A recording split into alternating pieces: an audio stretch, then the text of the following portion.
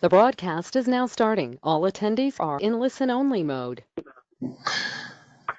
Good morning. Hi, my name is David Walker. I'm with the SBTDC's Technology Commercialization Group. I'm a Technology Commercialization Counselor for the Western region of North Carolina.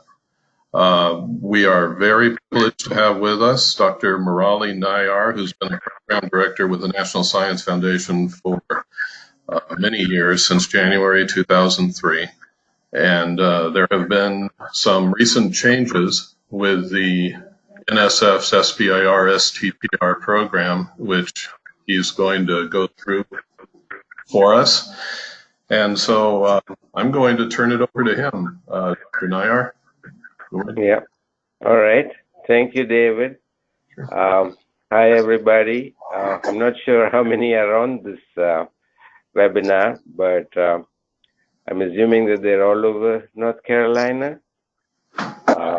Yeah, all over. Okay.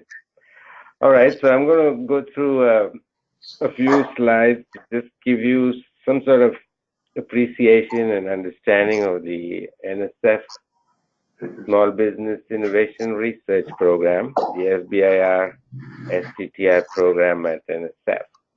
So I have about 30 slides or so, and I'll talk through these slides for maybe about, I don't know, maybe 30, 35, 40 minutes, and I'll leave some time for questions at the end. If you have any questions, please feel free to ask me after I get through the slides here. Yes, and let me interject. If you have any questions, just go ahead and type them in, and then that way we'll be able to go through them at the end. Go ahead. Okay. All right. So should I get going, David? Yeah, let's go. Okay. All right. So that's what I'm going to talk about today in the webinar. A little bit about the National Science Foundation, just to kind of provide the background for the program here. And then a few slides to give you a feel for what we do in the SBIR program itself. Some unique features that are quite different from the other agencies. I don't know if you're aware that there are 10 other agencies that have SBIR program, 11 agencies in all. And then with the unique features and the technology areas, I'm going to spend some time on what it is that we're looking for here in terms of wanting to fund small companies. So that's the what we fund part. And then David mentioned that there's been some changes with regard to, mostly with regard to the proposal submission process. So I'll spend a bit of time on that. And then tell you a little bit about once you submit the proposal, what happens at this end, how is it considered, what happens to the proposal, a bit about the review process. So that's what we're going to take up another 35, 40 minutes.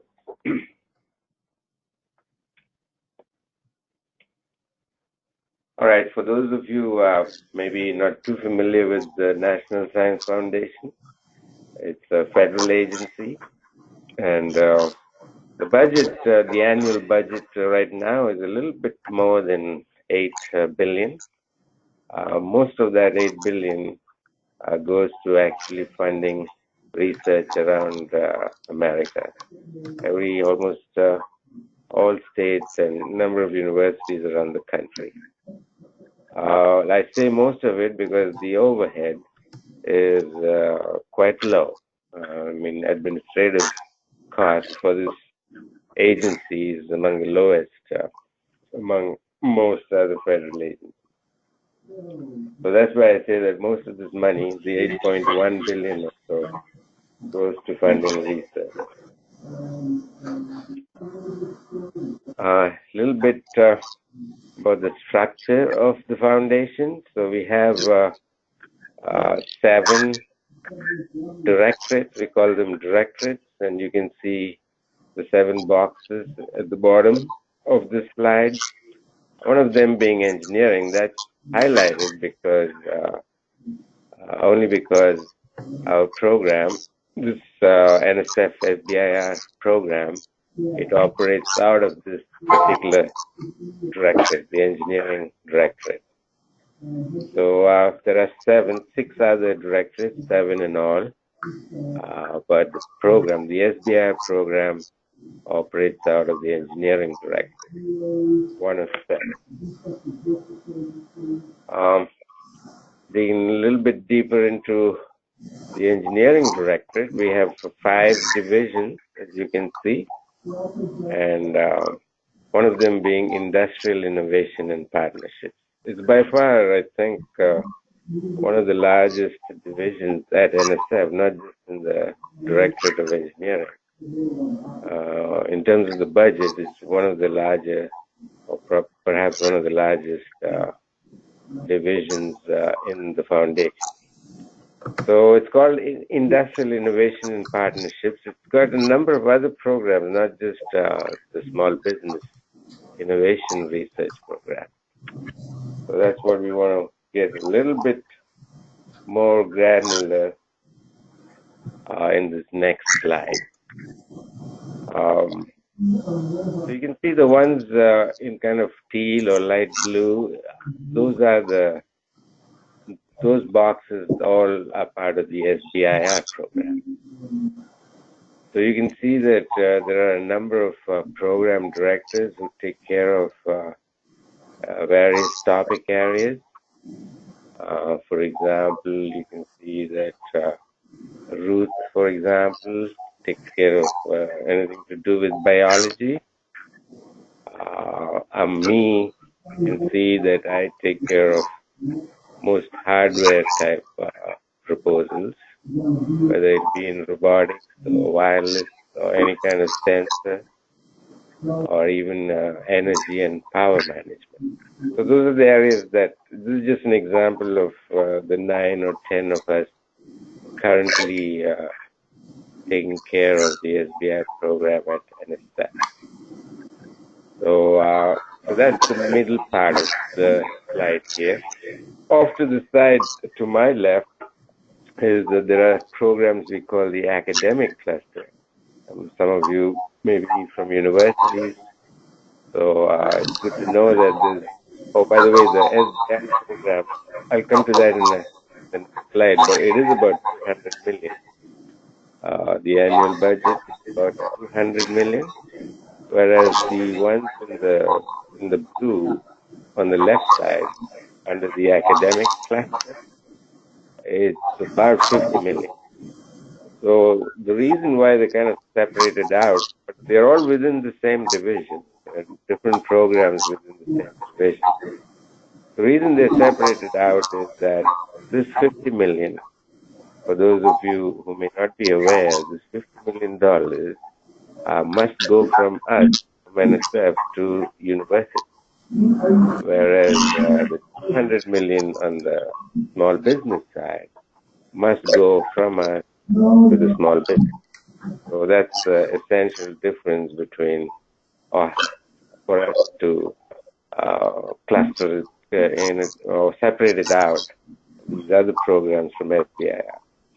So one set of programs the money goes to the university, and the bigger chunk of the budget of this division goes to the small business, which is all small SBIR. Under this SBIR program, all the money must go to the small business.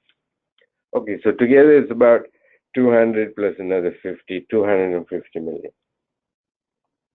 Let's see. So now let me drill down a little bit to give you a feel for what it is about the program itself. Yeah, I mentioned already that it's about 200 million per year. And with that 200 million, we are able to fund between 350 to about 400 companies every year. So the size of the program is about 200 million, and with that we're able to fund about 400 companies every year. So that's just the big picture. What we do with the 200 million is to be able to support about 400 companies. Some of you may have seen this. We've been using it. I've been using it for quite a while, only to kind of make one understand that this sort of bell-shaped curve going from the left to the right, that's really about technical risk. So the left is all fundamental or discovery or basic research. And then as you move towards the right, you go through, in certain instances, you go through development and you approach the market. So when that happens, the risk, the technical risk, we're talking here about technical risk. There are all kinds of risks. But when you speak of technical risk, this is what this curve, sort of bell curve, represents. So the risk keeps coming down. It has to, otherwise, the VC, they wouldn't put money into the company if there's too much technical risk, for the most part. And the other curve, that kind of sort of a flattened S curve, going from left to right again, is the amount of money that you would need, the financial resources.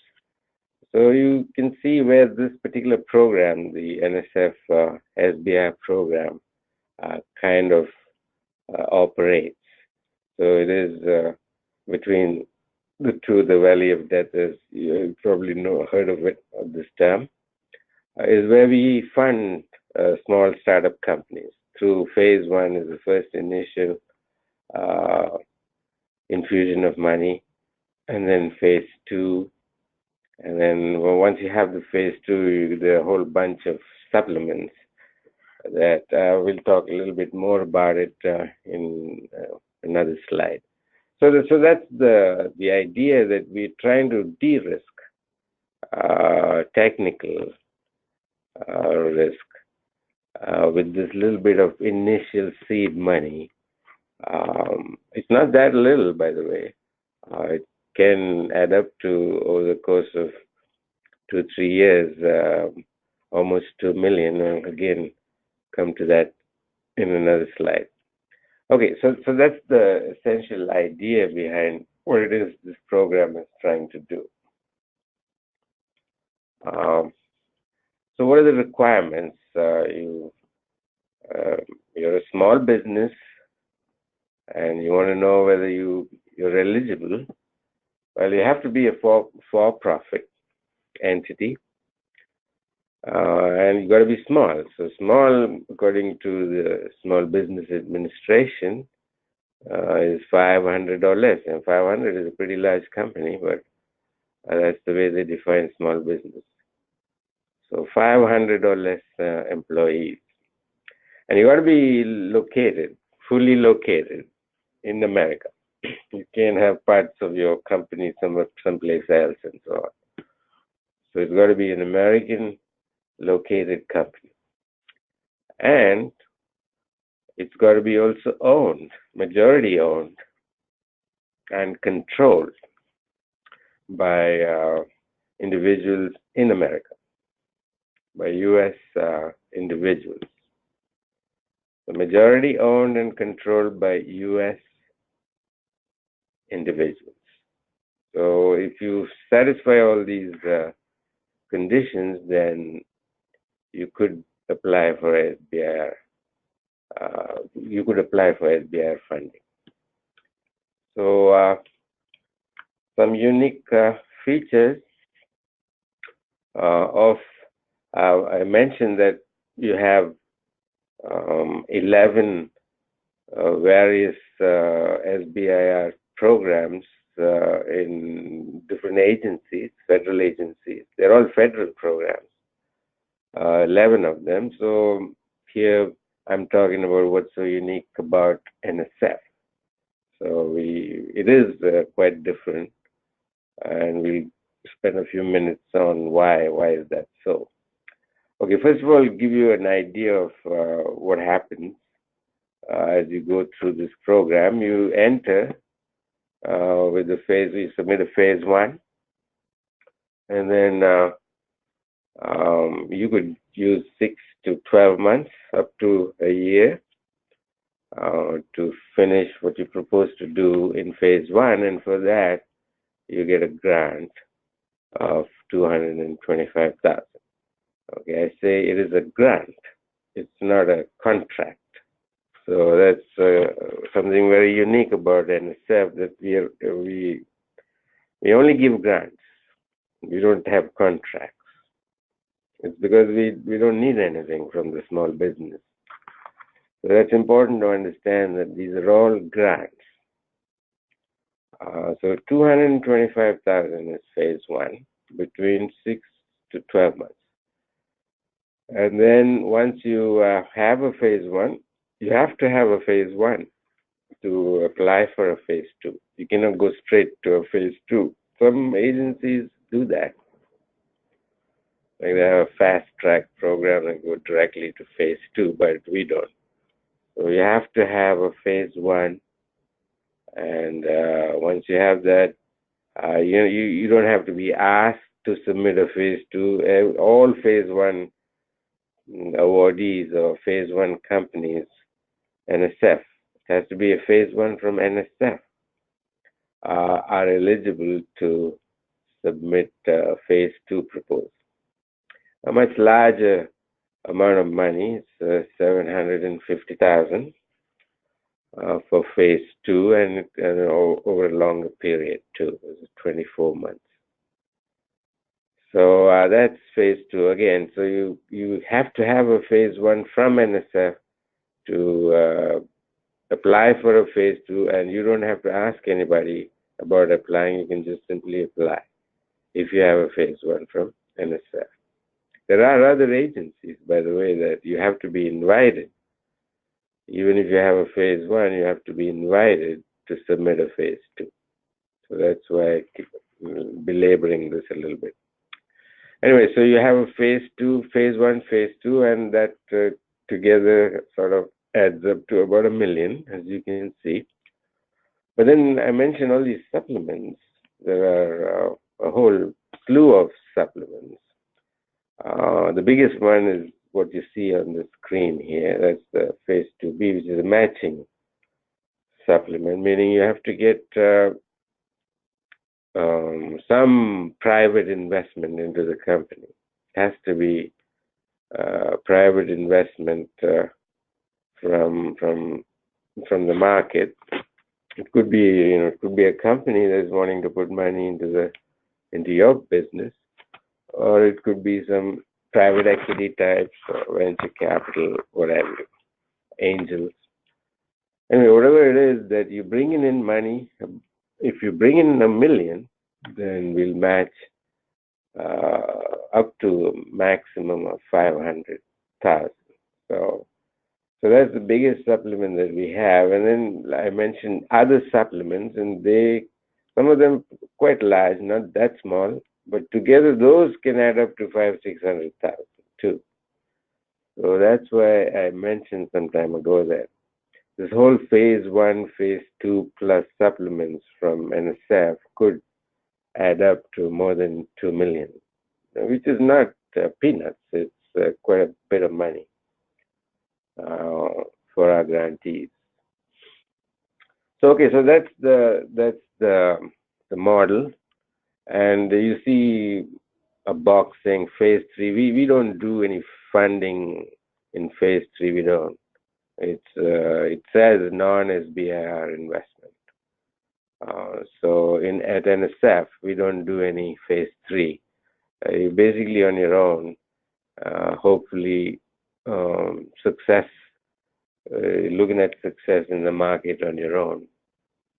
So that's the model. So phase 1, phase 2, and then a bunch of supplements.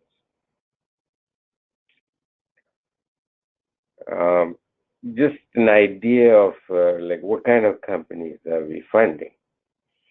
So this is, I think, over a period of maybe 10 years. The last 10 years, or so, or maybe more. We do a lot of tracking, and we have a lot of statistics on the companies we fund, what kind, where, and so on. And we find that most of them are really small companies. They're just 9 out of 10. 9 out of 10 have less than 10. In fact, it could be even less than 5. It's closed. So it's very small companies just starting out. So 9 out of 10 of the awardees of the companies that we fund, they are 10 or fewer, 10 people or fewer. They've also 9 out of 10.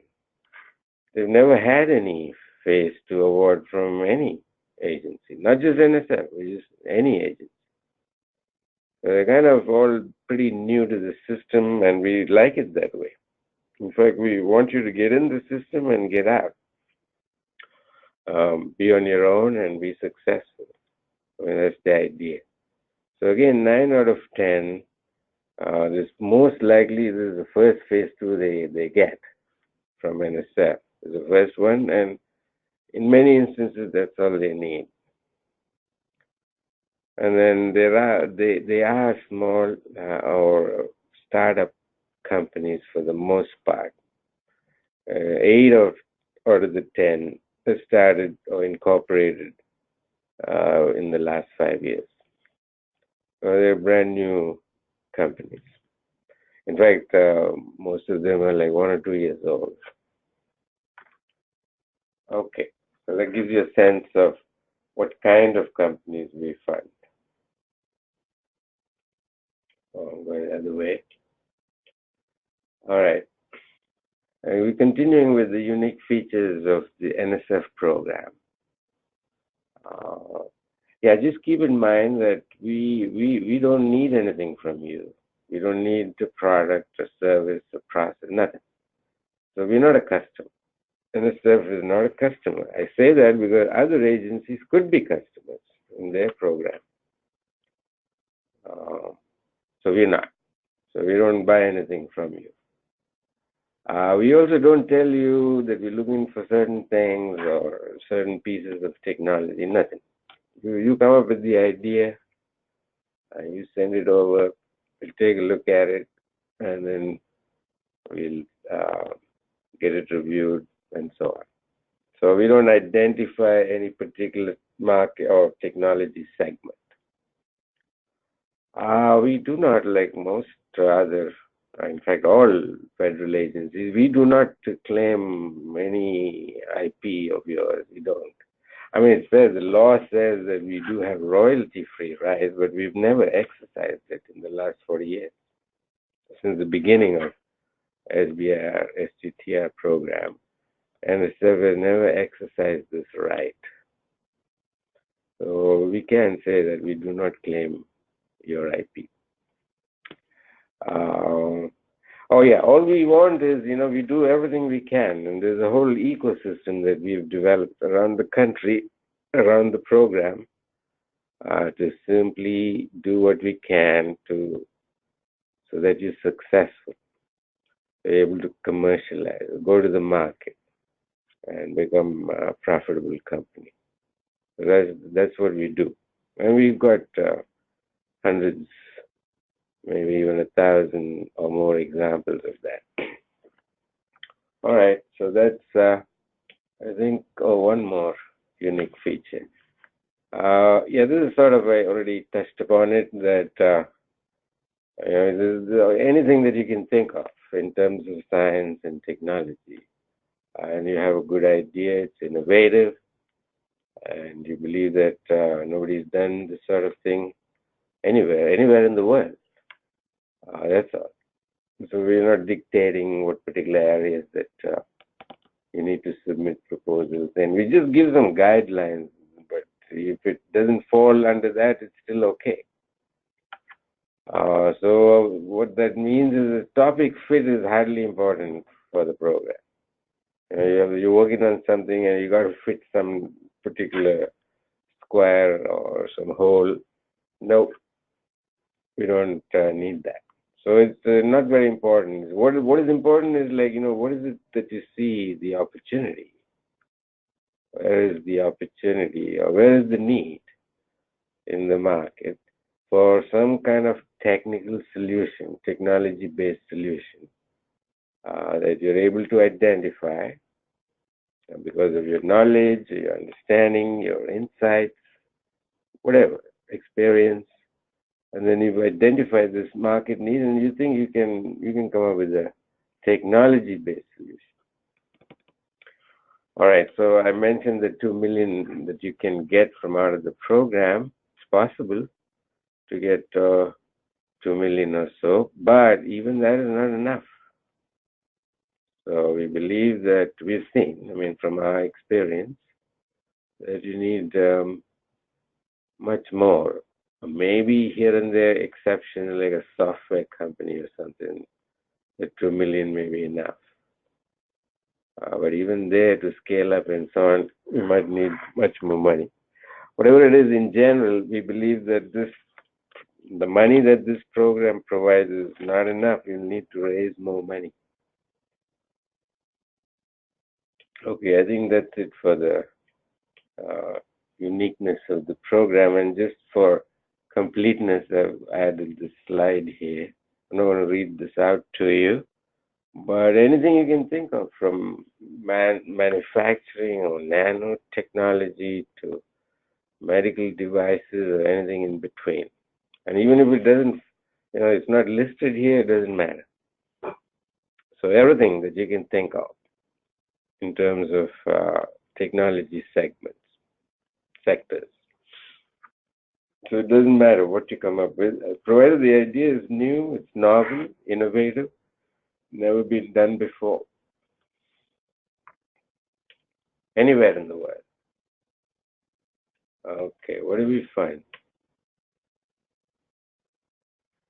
All right, so what is it that we find? So again, I've mentioned already that it's got to be something new, novel, and most likely that you can get some IP out of it. Some IP. It doesn't have to be always a patent, but some IP, trademark, copyright, and patents, of course. So something proprietary. So R&D, we're funding or giving the company money to reduce the technical risk,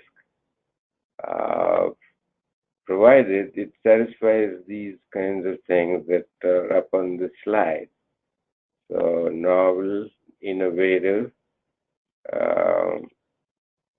You've got to be able to, through the phase 1, maybe phase 2, sometimes you prove that it works. That you're coming up with some sort of a viable product or service that somebody would need or wants. And then this idea of technical risk, that's really what the money is for, because this R&D fund, this is an R&D fund. This is not for marketing and surveys and those kinds of things.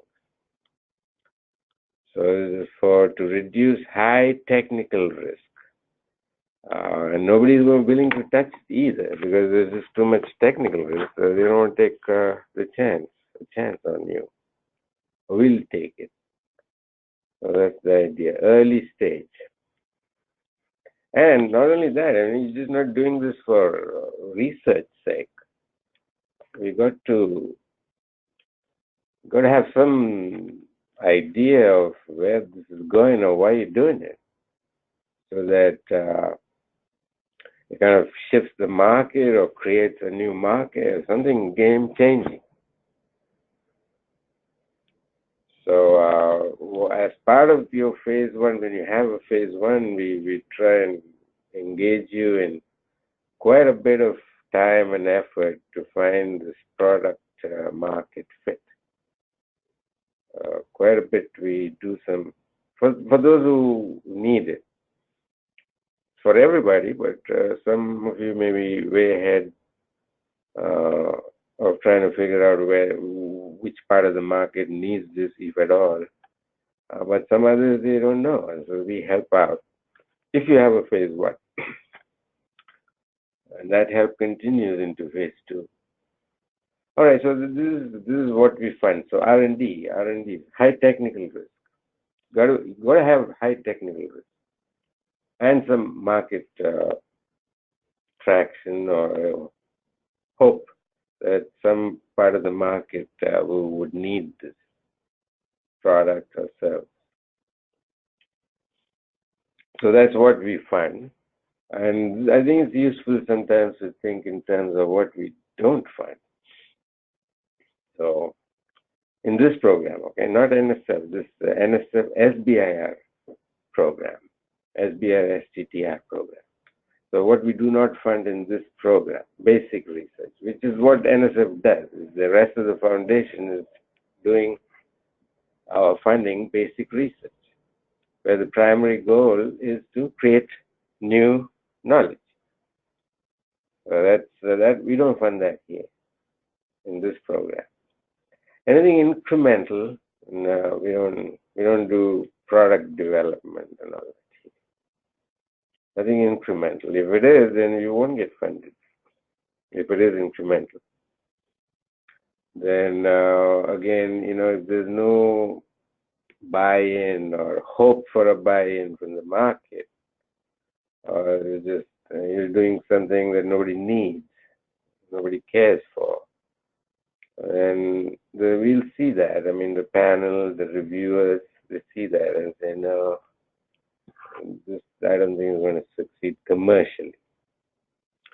Also, one other thing that we don't indulge in too much is this idea that, this NSF money is going to make a difference in the company. It's going to move the needle, or it's just some additional funding, we can use it kind of thing. No, if it does not make a big impact, if you believe that it's not going to make a big impact, then that's also something we would not consider funding. Obviously, all these market research kinds of things, we don't do that. We don't fund all that too. All right, let me just look at the time here. Okay, let's see. I think we're doing all right. Okay, now this part of it, I know it's kind of mechanical and a little bit sort of getting in the weeds, but you need to know this because you've changed the process of applying or submitting phase 1 proposals. So please, if you're interested and you're thinking about it and you want to submit a proposal, review, you must go to that website, because you just don't simply not have enough information and then do a good job on the proposal. You won't. You have to spend time on this particular website, the first one, that's the NSF SBIR website. And then to apply, you have to go into some details on the second page of that same website, or a page of the same website, where it tells you how to apply. All right, so you figure that you're eligible, and then you registered your company, and you're good to go on the administrative side. Then I suggest, many people don't do this. That's why you get all kinds of strange proposals, just wasting everybody's time. Your time, our time. So read the solicitation. Not that big a document. It's like, I don't know, 25, 30 pages. Not much. But you have to. Otherwise, you'll just be sloppy or turn in a proposal that nobody cares for. Right? So read it.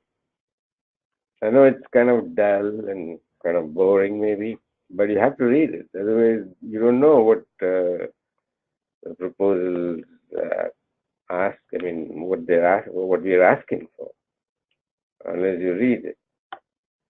Okay, so this part is changed now. So this next bullet is submit your 3-page project pitch. So you have to do this. Before you didn't have to. So this is required. I'll go into a little bit of detail in the next slide, I think, on the project pitch itself. But you have to submit this. You cannot just simply submit a proposal. So this is some kind of a gateway. So if we get the project pitch and take a look at it, and then if it's good, it makes sense, it's kind of exciting, or it's got potential, then me as a program director will say, okay, I think you're good to go. You please submit a full proposal, which is a 15-page proposal.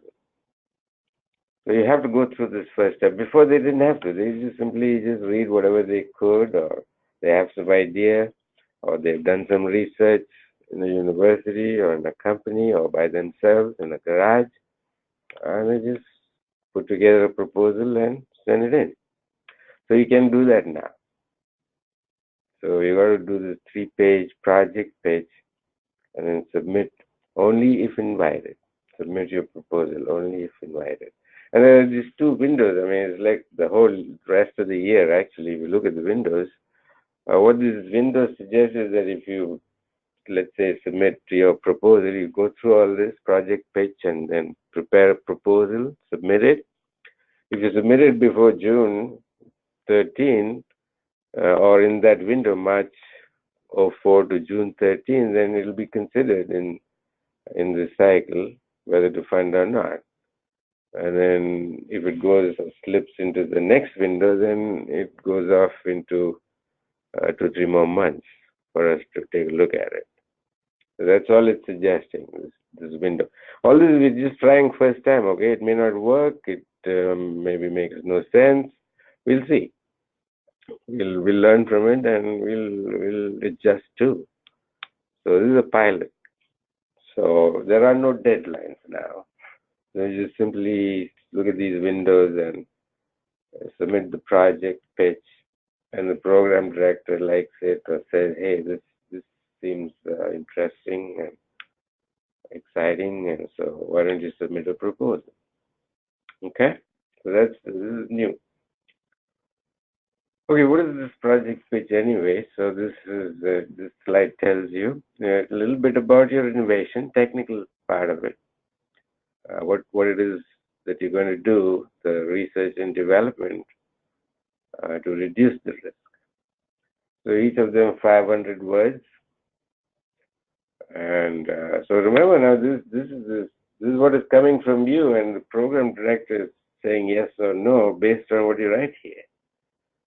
So of course there'll be in some cases, a back and forth, and the person, he or she, the program director, might ask for additional questions or some other clarifications. It's not like a one-shot submission and then it's a yes or no. It could be a yes or no at the first instance, or it could be something in between. So, but if the guy says no, then that's it. You would have to wait till the next window and come up with a better idea or better presentation of your idea in the next window. So you cannot just keep on sending things and hoping that one of them will click. No, it doesn't work that way.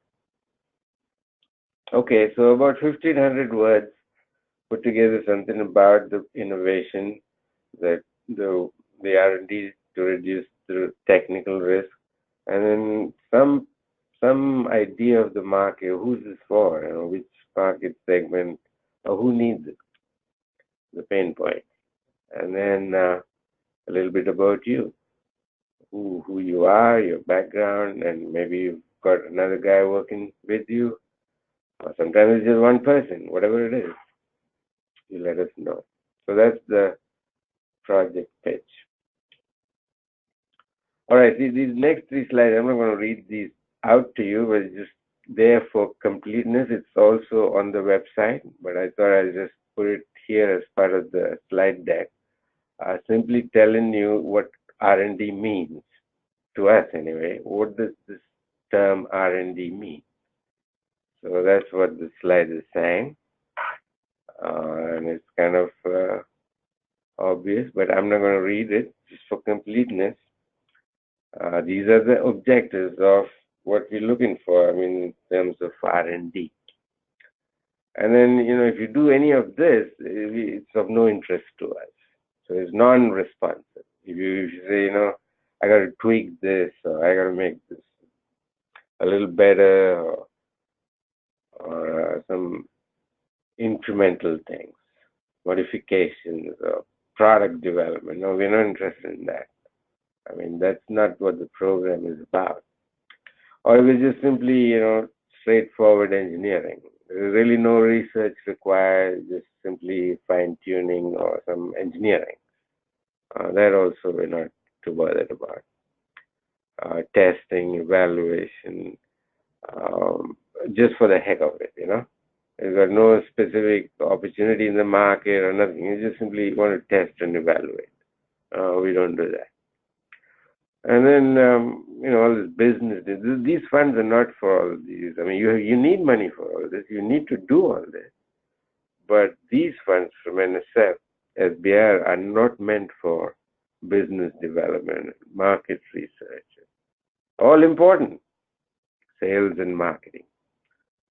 But we don't provide funds for that. All right. And then to wrap up here, what happens to your proposal? So we're looking on the intellectual side or on the research side. We're looking for some of these things. Your approach kind of makes sense to kind of reduce the technical risk. You have a team that can actually deliver. You have resources, access. If you don't have it in the company, you have access to them, maybe in a university lab. And then this is very important, that it be the state of the art, because we scour the entire world to see if somebody else has done this in, say, Yugoslavia or someplace, right? Or some other, or Israel, or whatever, anywhere in the world. If it's already been done, or if we find out, or we also do a lot of digging, the panel and the reviewers. So if it's not the state of the art, it starts to go downhill immediately. Okay? All right. And then that's the research or intellectual part of it. The commercial aspect, you look at the team. And sometimes, if you're a startup or just a small little 1 or 2 person company, you may not have all these skills. That's okay, provided you recognize the holes and recognize that you lack this or that in terms of the team. But in terms of the understanding of the market, you cannot just say, oh, I don't know, or I think so, and so on. You got to know the market, which means, the market analysis, the competitive analysis, and so on. And then some sense of, how much money is it all going to take to go from where you are now to actually selling some service or a product? How much does it take? How much time and money? So those are the things under broader impact, mostly also involving commercial, the marketplace. All right, then it generally right now, historically has taken the time. You submit a proposal and then you wait. So that time has been 4 to 5, in my case, and most of the program, you'll know in about 3 months whether you can fund it or not. But the actual money flow to your company might take 6 months. But whether you're getting it or not, that'll be known in most instances, in my case for sure, in 3 months. But there's a process. There's a lot of money you're talking about. So there's a lot of paperwork and checks and balances. That takes a couple of months. So generally, you'll see the money about 6 months after submission of your proposal. Now, people get all caught up or wound up in this business of confidentiality and proprietary and IP and this and that. I mean, whatever you submit to NSF remains, it is not public disclosure, okay? It is not. And everything that is in the proposal is treated as highly confidential. Of course, the reviewer is going to see a proposal, but they also have signed papers to even start reviewing your proposal, saying that they in fact considered federal employees for that time frame. They're bound by many legal laws and legal considerations.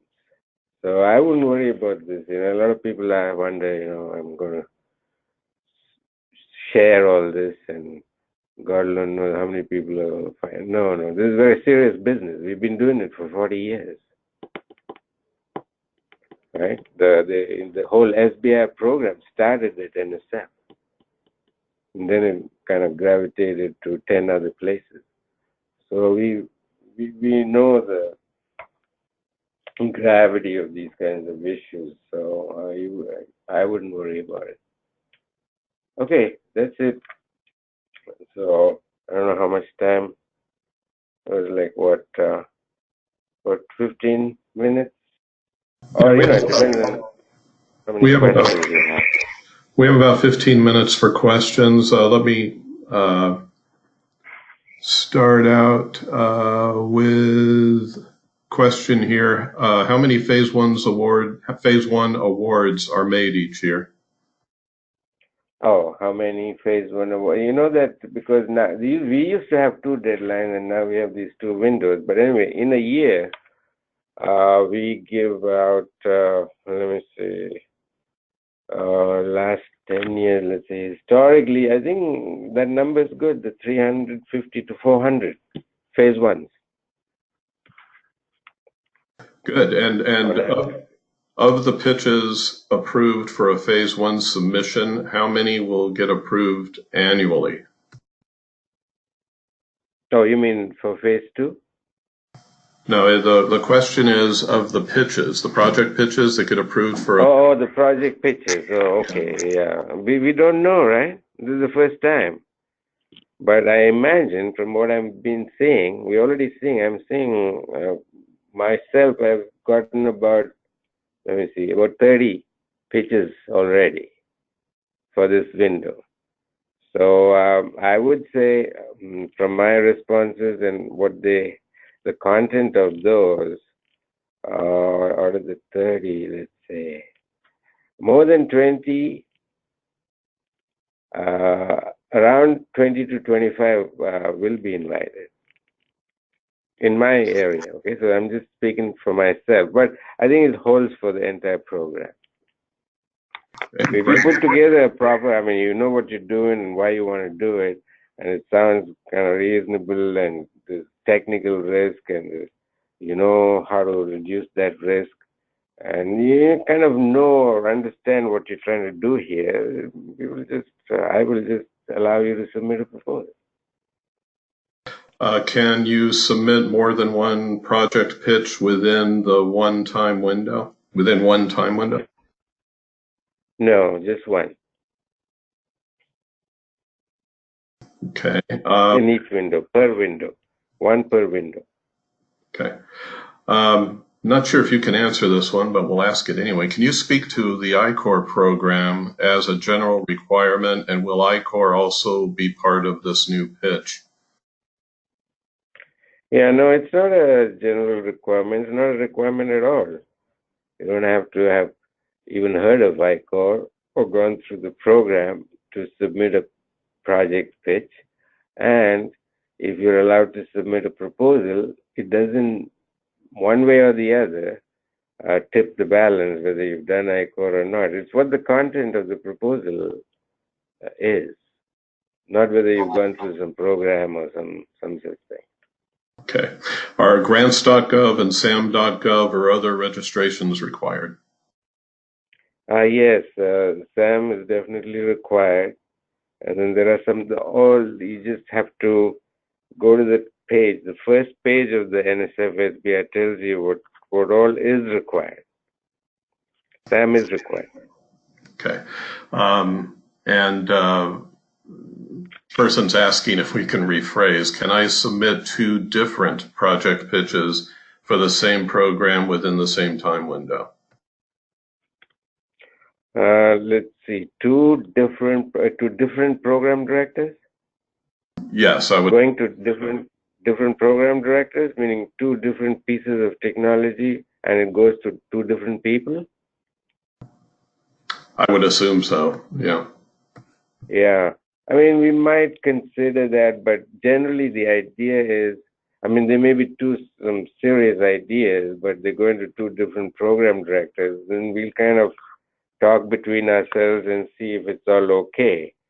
Or some of us might just push back and say, no, you choose one or the other. Things like that. There's a lot of flexibility, but the idea, the basic premise is 1 pitch per window. Next one, it sounds like proposals will be reviewed on a rolling basis as they are received. Is this correct? Depends on the program director. Each one can do or go through this process their own way. I can tell you what I plan to do is, no, it's not rolling at all. I plan to have panels. As far as possible, I will have panels. So that means I have to have a minimum number, a set of say 10 or so proposals in a subtopic in my area, so that I can have a panel. So it won't be rolling at all. Good. Okay. Can you provide an example of technical risk? Oh, technical risk. Example of a technical risk. Okay, let's see.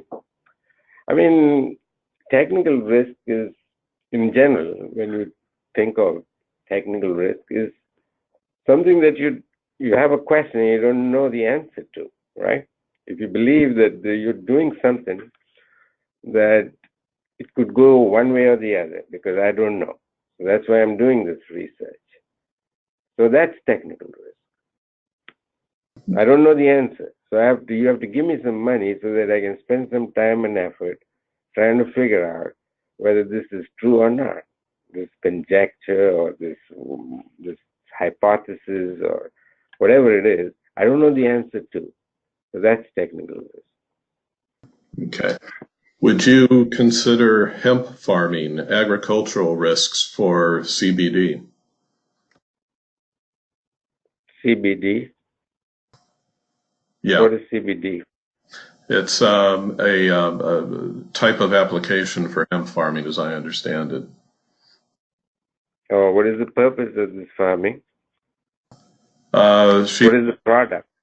It would not be the kind that you smoke or use a bong for, I can tell you that.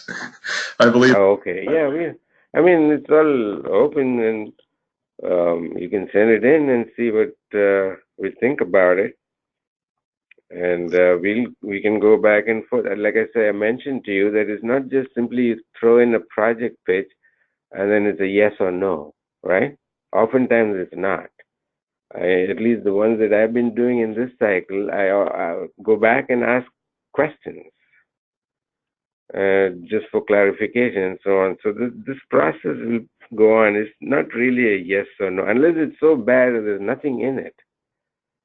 Even then, I try to kind of say, oh, okay, maybe he hasn't articulated it, he or she has not articulated it properly. So I'll go back and say, okay, what did you mean? What do you have in mind? And so on. So give it a shot, see what happens. Try to interact with the program director. Okay.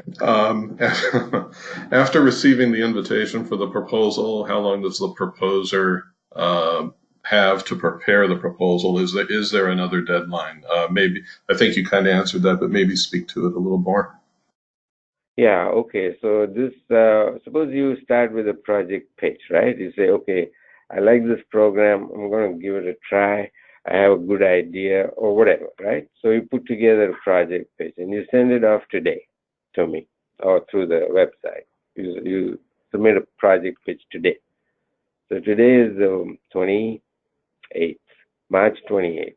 So within about 10 days at the most, depends on the volume and so on.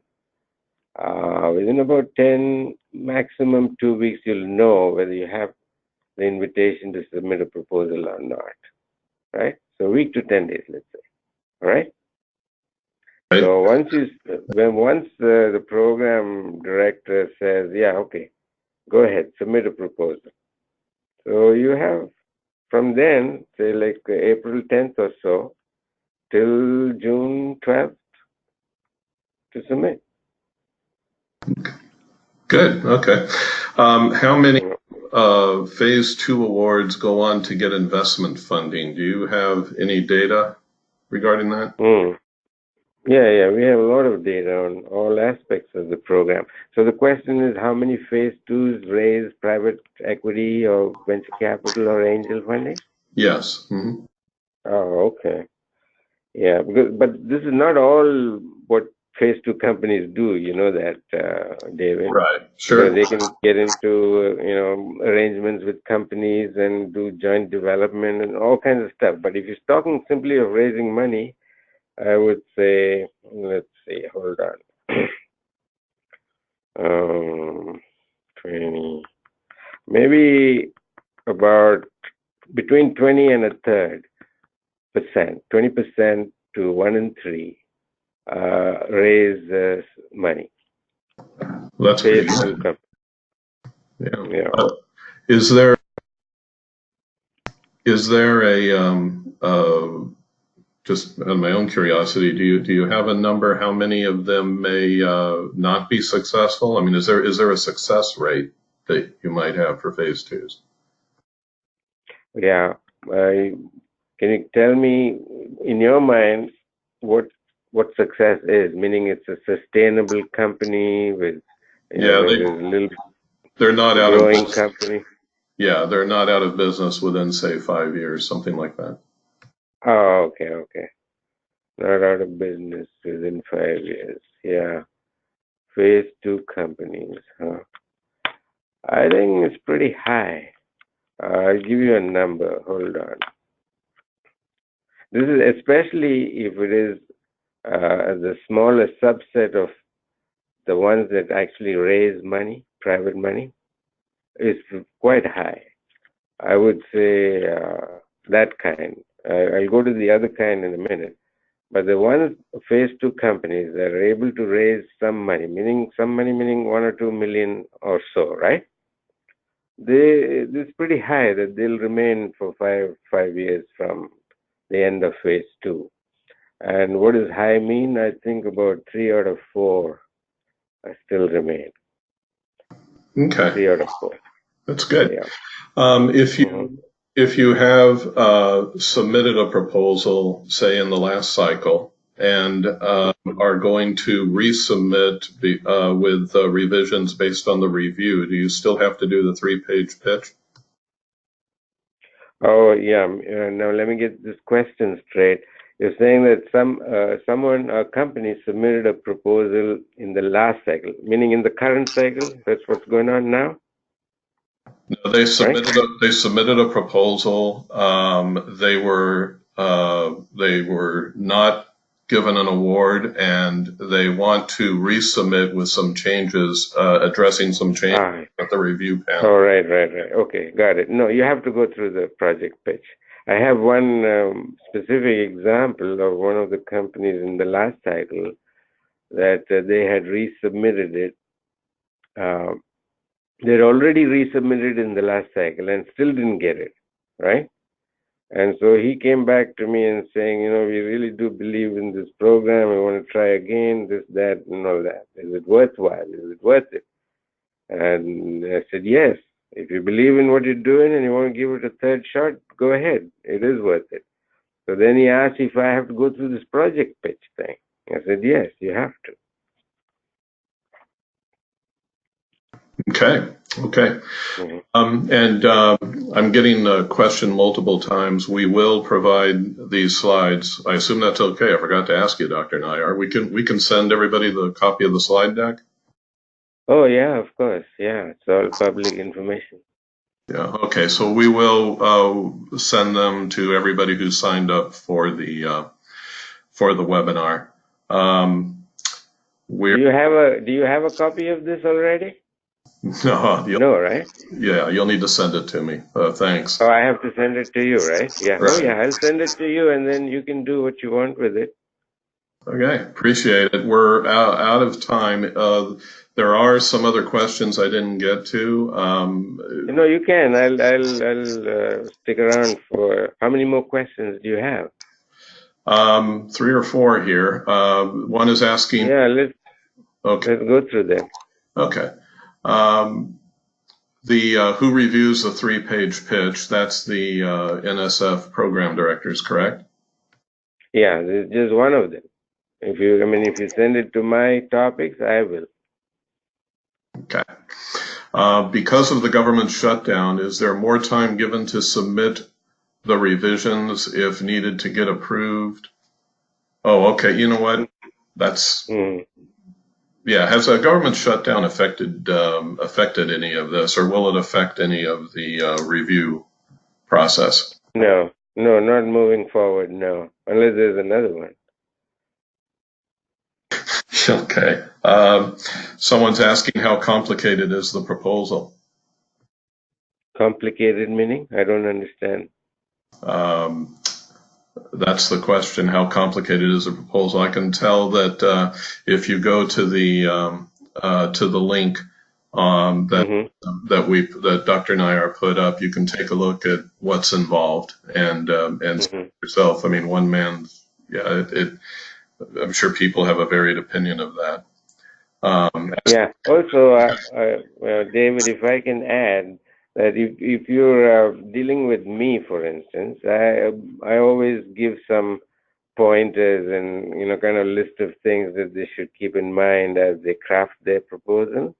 So most of us do that. So this back and forth 1 or 2 times with the program director will help, because they've seen all this happen so many times. Many of us have been here for quite a while, so they'll give you some pointers and ways of putting together a better, well-crafted proposal. Okay. Yeah, of course, that doesn't mean, David, that they don't read the solicitation. Okay, they should. Yeah. Yeah. Yeah. Okay. I think that's it. If you have any questions or any questions I didn't get to, feel free to email them to me, dwalker@sbtdc.org, or Dr. Nair. I assume you'd be fine with it. Yeah, no problem. If you have any questions beyond this session, yeah. Terrific. Well, thank you so much. I appreciate your time, and thank you, everyone. You will be getting a poll sent out to you, and I would appreciate it if you'd respond and be honest. And all of the nasty noise you heard at the beginning of this was completely my fault, and I apologize for it. So be sure you say on the poll, whatever you want to say, and you'll be getting that. And I'd appreciate your response. Thank you so much, and All right. appreciate you participating, Dr. Nair. Okay, thank you, David. Thank you for allowing me to do this. I'll send you the slide deck sometime today, okay? Thank you, everyone. Bye. All right, bye.